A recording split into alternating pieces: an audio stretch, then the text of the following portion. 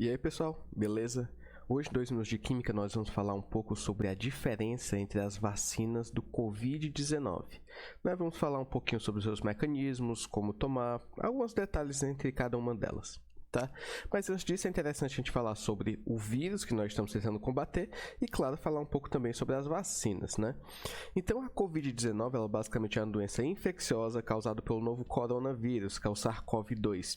E tem como principais sintomas febre, cansaço, tosse seca, e alguns pacientes podem apresentar dores, congestão nasal, dor de cabeça, conjuntivite, dor de garganta, diarreia, erupção cutânea e também é bem comum a perda de paladar e de olfato.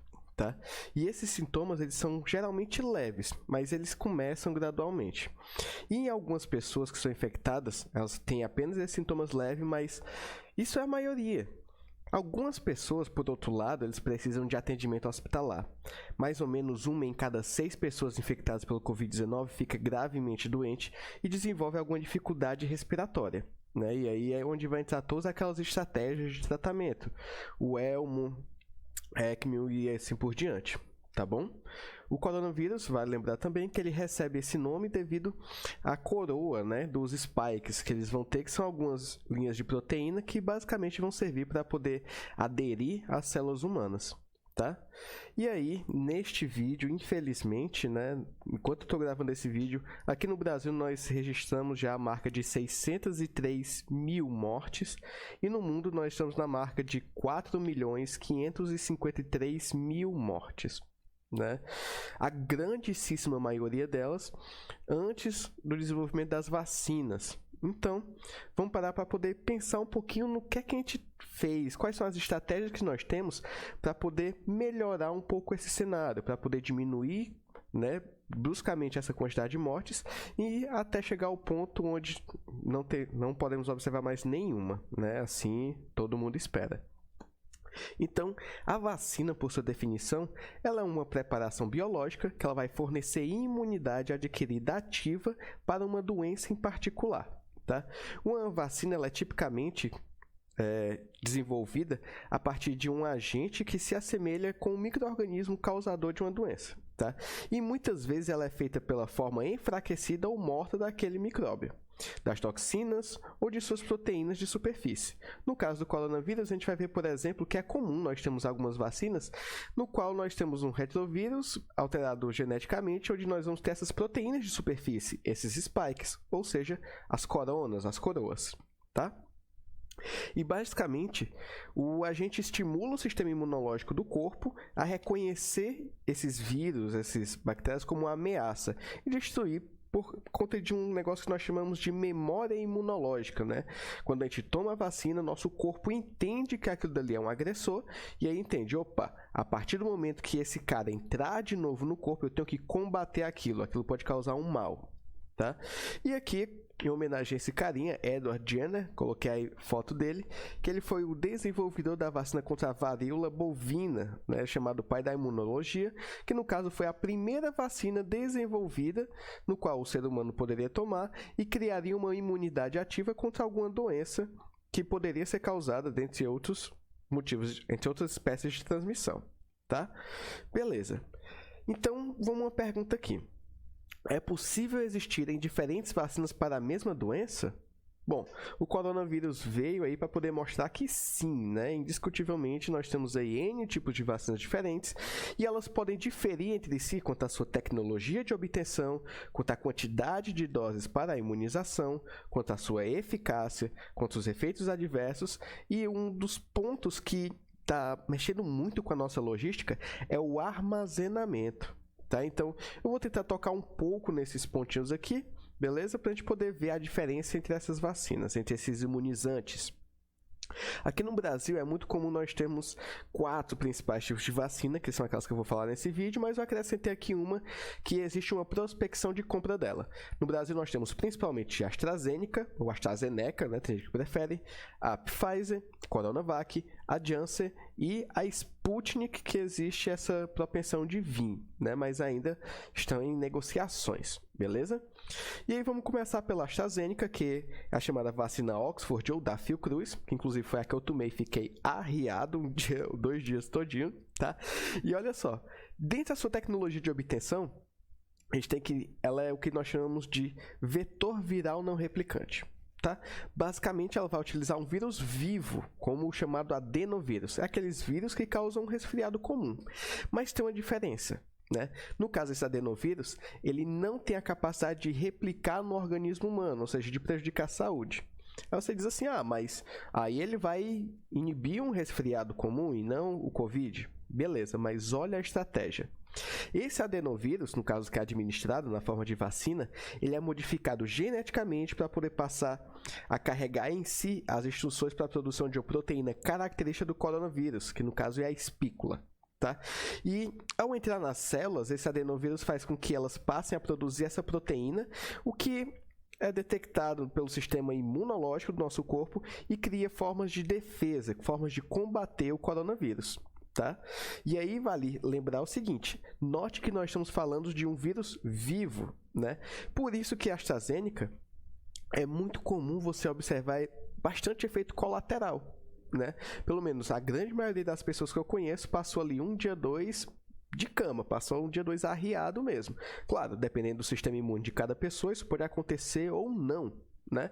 Mas a grande maioria, estatisticamente, que tomou AstraZeneca ou vacinas que sejam de vetor viral, né, acabou tendo esse efeito, tá? E aí, inicialmente, a AstraZeneca e a Universidade de Oxford, eles anunciaram 2 resultados distintos de eficácia. No caso, 62% quando aplicada em 2 doses completas e 90% quando era administrado primeiro meia dose e depois uma outra dose completa. Você diz assim, nossa, que parada estranha. É porque às vezes nosso corpo ele demora algum tempo para poder absorver aquela informação genética e poder multiplicar. Afinal, lembrem, a vacina ela vai ativar os fatores de memória imune. Então, o corpo necessita de tempo de identificar, criar o sistema de memória imune para poder, a partir daí, atuar combatendo esse vírus, tá? Porém, em março de 2021, né, ano que nós estamos, no caso a farmacêutica, a AstraZeneca ela informou que a vacina tem 79% de eficácia para prevenir casos sintomáticos da doença. O imunizante, no caso a AstraZeneca, segundo a empresa, se mostrou seguro e 100% eficaz contra casos graves da doença que precisam de internação de pacientes. E aqui é interessante comentar que essas vacinas, o pessoal às vezes diz assim, fulano tomou 2 doses da vacina e ficou doente. Acontece, a eficácia não é 100%, porém, normalmente as pessoas que tomam as 2 doses da vacina, elas têm uma probabilidade infinitamente menor de chegar a ficarem hospitalizadas. Então, elas podem sim ser contaminadas, porém os efeitos vão ser muito mais suaves do que caso ela não esteja imunizada. Né? Não estou dizendo que a eficiência é de 100% e que ninguém pode vir a óbito depois disso, é claro que pode, é probabilidade, depende de pessoa para pessoa. Né? Mas a probabilidade da pessoa não ter efeitos graves é muito maior, tá bom?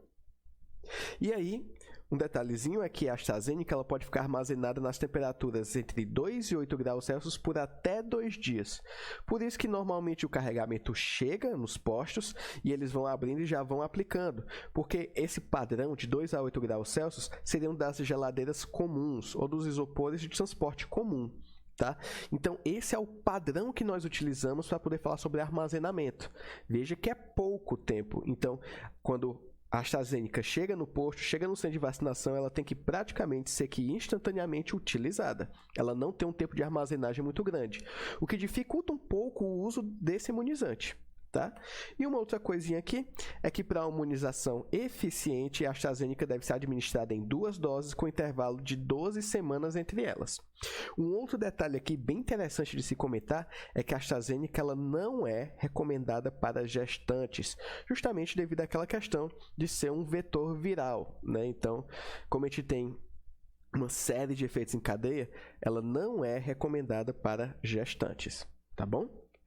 Agora falando um pouco da vacina Pfizer, né, que é uma interação também com a empresa BioNTech. A gente tem aqui que a vacina utiliza a tecnologia que nós chamamos de RNA mensageira. Tá? No caso, os imunizantes eles são criados a partir da replicação da sequência de RNA por meio de engenharia genética, o que torna o processo mais barato e mais rápido. Por isso que hoje nós estamos utilizando muito essa vacina da Pfizer. Tá? Mas esse daqui não é uma das únicas vantagens dela. Tá bom? No caso, o RNA mensageiro, ele mimetiza a proteína spike. Mimetiza quer dizer que ele simula, é como se fosse ela no nosso organismo, tá? E esse spike é uma proteína que ela é específica do vírus SARS-CoV-2, que é o nosso COVID-19. No caso, esse spike ele vai auxiliar a invadir as células humanas. Então, essa cópia, né, ela não é nociva como um vírus, mas ela é suficiente para poder desencadear a reação das células do sistema imunológico e que vai criar uma defesa mais robusta no nosso organismo, ou seja, novamente, ativar os efeitos de memória imune. Beleza? E aí, é interessante a gente comentar que, inicialmente, a farmacêutica Pfizer ela firmou uma parceria com a empresa alemã Biotech, né, e chegou a uma conclusão final, no caso da terceira fase de testes, que essa vacina é segura e tem 95% de eficácia. Aí você diz, olha, bem melhor que a AstraZeneca, né? Mas calma, a gente tem que ver que existem etapas a serem cumpridas e análises e tem situações e situações. Às vezes, uma pessoa pode se dar muito melhor com uma vacina, né? Ter uma eficiência muito superior do que outra, tá? E em maio de 2021, um estudo publicado no periódico JAMA, ele mostrou que a vacina reduziu as infecções sintomáticas da doença em 97%, ao passo que diminuiu as assintomáticas em 86%. Beleza? É interessante a gente comentar que esse imunizante produzido pela Biotech, ela pode ser armazenado por até 5 dias em temperaturas entre 2 e 5 graus Celsius. Veja aqui, um tempo bem maior que a AstraZeneca, o que facilita muito a questão do seu uso e armazenamento. Tá? Já quando a gente tem temperaturas entre menos 25 e menos 15 graus Celsius, essas doses duram até por 2 semanas, o que ajuda muito em transportes internacionais, por exemplo. Porém, se a gente tiver temperaturas abaixo de 75 graus Celsius, ela pode durar até 6 meses. Então, já fica aí para o futuro, né? Quando a gente já tiver vacinado a grandíssima maioria da população e a vacina contra o coronavírus se tornar como a gente toma vacina de tétano, poliomielite, essas coisas, possivelmente a Pfizer ela vai ser aquela que vai ficar armazenada nos postos, porque ela tem um tempo de validade maior por conta dessas variações de temperatura também, né? Porque ela consegue reter mais, beleza?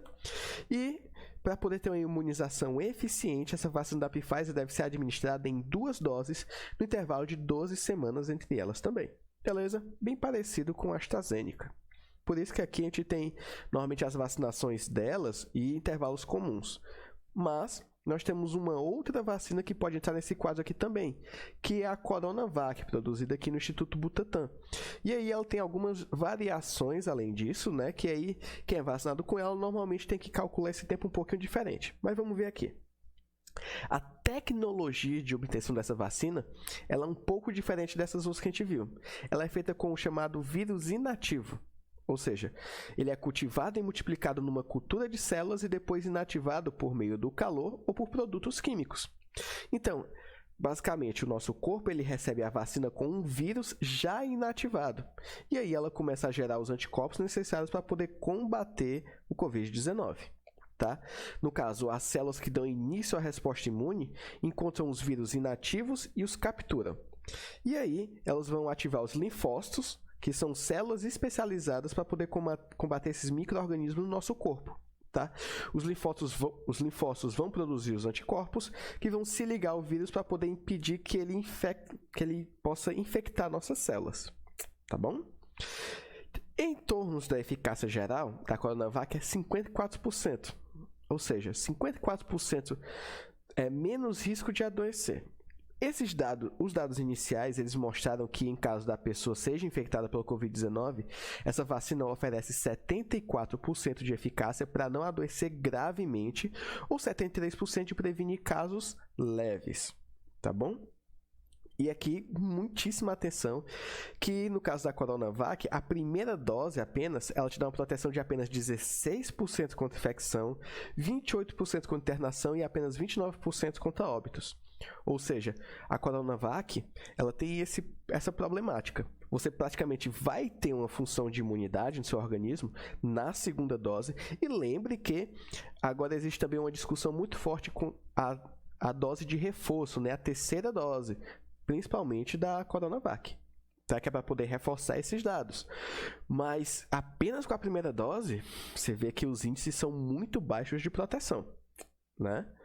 E esse imunizante, que ele é originalmente chinês, né? E numa parceria da empresa com o Instituto Butantan, fez com que ela pudesse ser produzida aqui no Brasil, nós temos que esse imunizante ele pode ser armazenado nas temperaturas de 2 a 8 graus Celsius por até 27 dias. E por esse fato, isso facilita muito o seu armazenamento, né? Então, aqui a gente tem essa grandíssima vantagem. Por isso que, se você for parar para ver, a gente tem muitas vacinas diferentes sendo distribuídas aqui no Brasil, né? Tanto pelas compras, porque os distribuidores vão ter suas lotações, a gente acaba pedindo os diferentes distribuidores, mas nós temos também que cada estado tem suas facilidades para poder conseguir sistema de refrigeramento, armazenação, velocidade de imunização da população, dentre outros, né? Então, como eu costumo dizer, cada caso é um caso, beleza? E olha só, para uma imunização mais eficiente, a Coronavac ela deve ser aplicada em 2 doses, com intervalo entre 14 e 28 dias. Bem mais rápido do que as que a gente viu anteriormente, que eram em torno de 12 semanas, né? Aqui de 2 a 4 semanas, normalmente a pessoa já pode tomar a segunda dose e tá com a função de imunização melhor, né? Ali, como a gente viu, em torno de 74%. Beleza? E aí, vamos falar aqui da Janssen, né? Aqui a gente chama de Janssen, mas seria Janssen. E a tecnologia dela é bem parecida com a AstraZeneca, né? No caso, ela é baseada em vetores do adenovírus, que, como eu já disse antes, é o tipo de vírus que causa o resfriado comum, mas eles vão ser modificados para não se replicarem no nosso organismo. Tá? A diferença, para poder produzir a vacina Janssen, nós temos que um pedaço da proteína S presente na espícula, responsável pela ligação do vírus com a célula humana, é colocado no adenovírus, que no caso é o nosso transportador. Tá? Então, quando a pessoa recebe a vacina que carrega essa informação genética do vírus, o corpo começa esse processo de defesa, começa a produzir os anticorpos para poder inibir aquele vírus de se propagar no nosso corpo, né?